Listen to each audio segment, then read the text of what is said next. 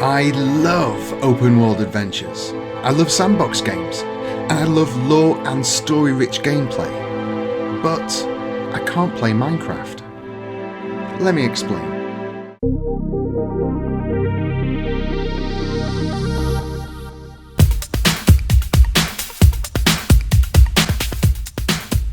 I grew up in the 1980s, the birth of modern video games. Back then, there was no internet, no mobile phones, and until 1984, we only had 3 television channels here in the UK. But you can't miss something if it hasn't been invented yet. The first game I ever played was this one.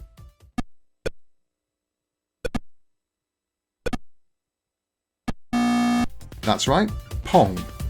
And I have to say, I wasn't overly impressed. The Binatone TV system we had was an Atari clone and came with a few games built in. Not just Pong, but they were all more or less the same thing, passing a block from one side of the TV screen to the other. It came out in the late 70s, before even I was born, so this wasn't cutting-edge technology when I played it. But outside of an arcade, this was pretty much all we had. Well, we had the Atari as well, and the Spectrum, I suppose, but the graphics were all more or less the same. That was until 1985, when this launched in Europe.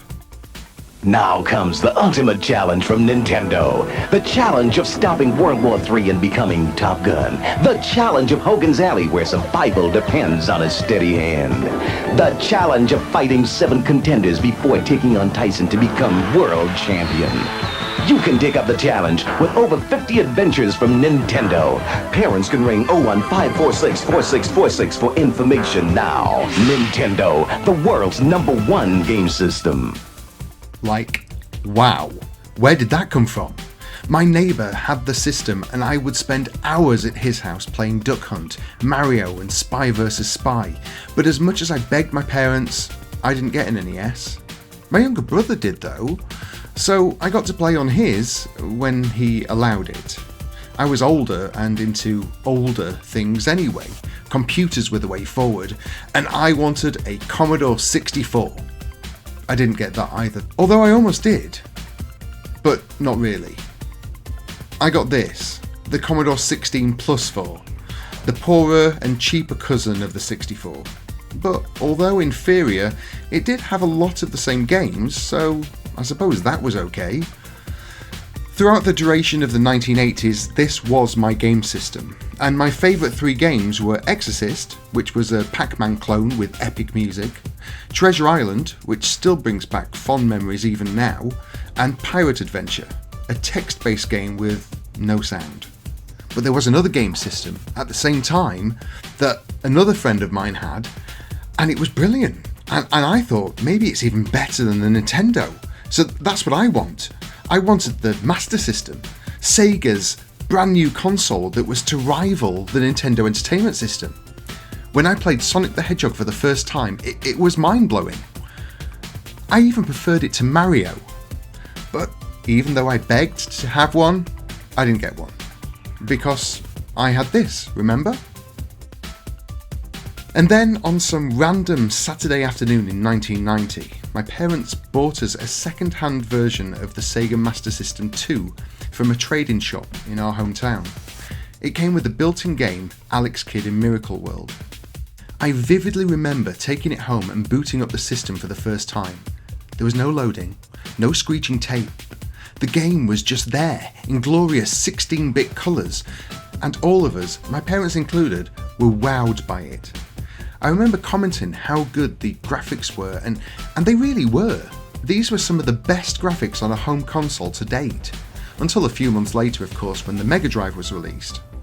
That's the Sega Genesis for US viewers.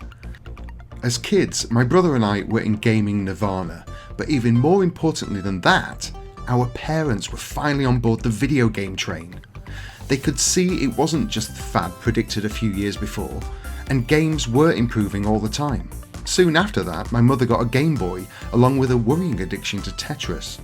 My mum still has that Game Boy in a drawer somewhere. I wonder if she still plays it. A few Christmases later, we got the Super Nintendo with Mario All-Stars. Well, I say we, it was my brother's Christmas present. That makes it his second games console, and the Master System wasn't bought for me, that was bought for the family. Great. What did I get that year? I got a second-hand video recorder and a dressing gown. No, I really did. In the 1990s, tapes were out and cartridges were in, with a very real battle for supremacy between two mega corporations. On one side you had Sega with their faster-than-light blue mascot Sonic the Hedgehog, and on the other was Nintendo with their plumber. Spoiler alert, Nintendo wins.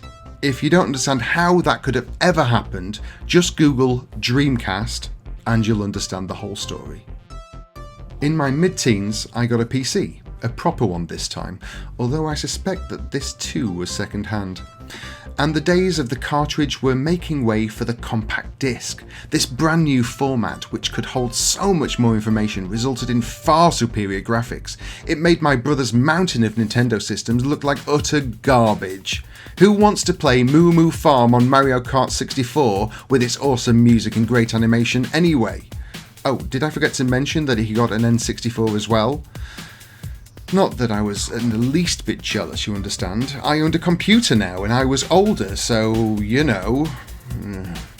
It was bought under the premise of word processing for school, which I actually did need and used quite a bit for that. In fact, I remember the whole family using it for that.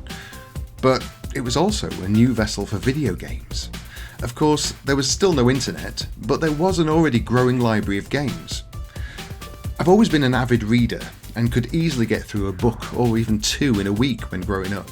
I don't have time now, but back then, remember, no internet. When I was in high school, I went through my horror phase and loved reading anything by Stephen King and James Herbert. So when I discovered there were horror games I could play on my PC, I knew I just had to have them. Phantasmagoria, The 11th Hour, Gabriel Knight, Shivers, these were incredible games with nightmare-inducing visuals, and I loved them! Point-and-click adventures were exactly the kind of games I enjoyed. These were cutting-edge visuals as well, incorporating live-action video into pixelated worlds. They weren't perfect, but the story and narrative were enough to engage me, and for everything else, my imagination could fill in the gaps. I started buying PC magazines every month, mainly for the free CD of demos that was included on the front cover. There was one demo in particular that my brother and I played over and over again. It is the first game I remember counting down the days until its release, and that game was Broken Sword: Shadow of the Templars. Paris in the fall, the last months of the year and the end of the millennium. The city holds many memories for me. Of cafes, of music, of love, and of death.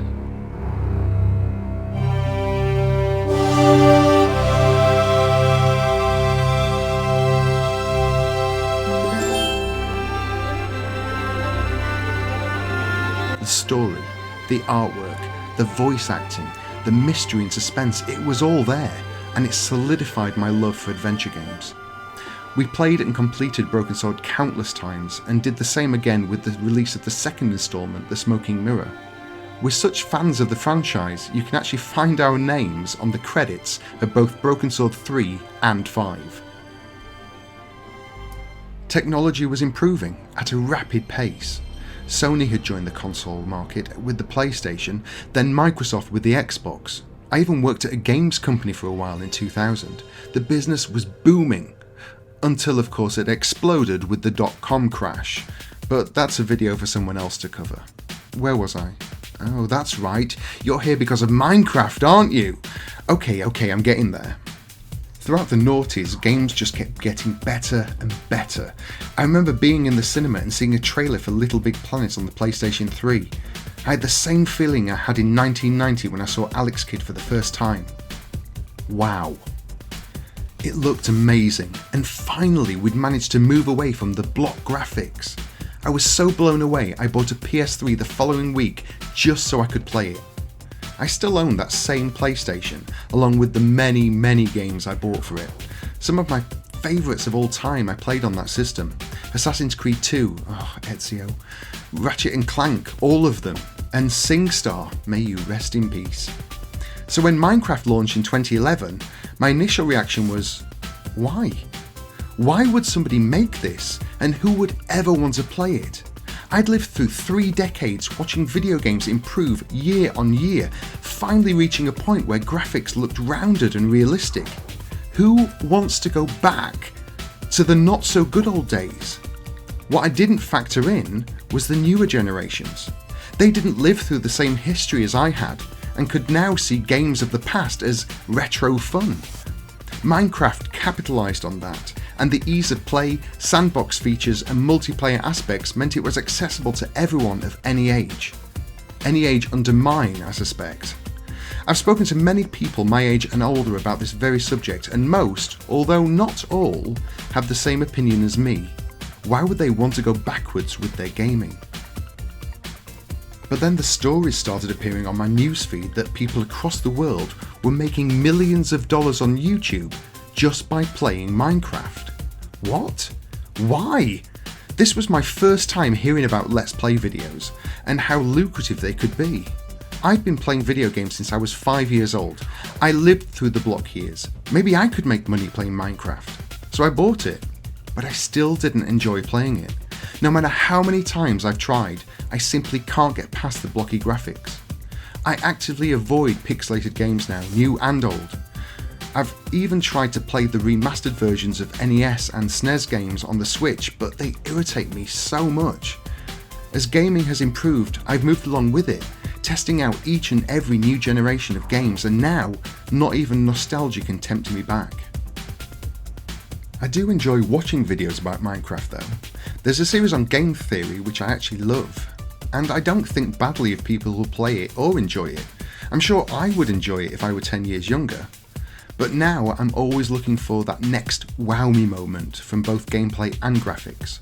I've experienced it a few more times in my life. With each new generation comes another wave of excitement. Look how far we've come in just 4 decades, and imagine where technology will take us next.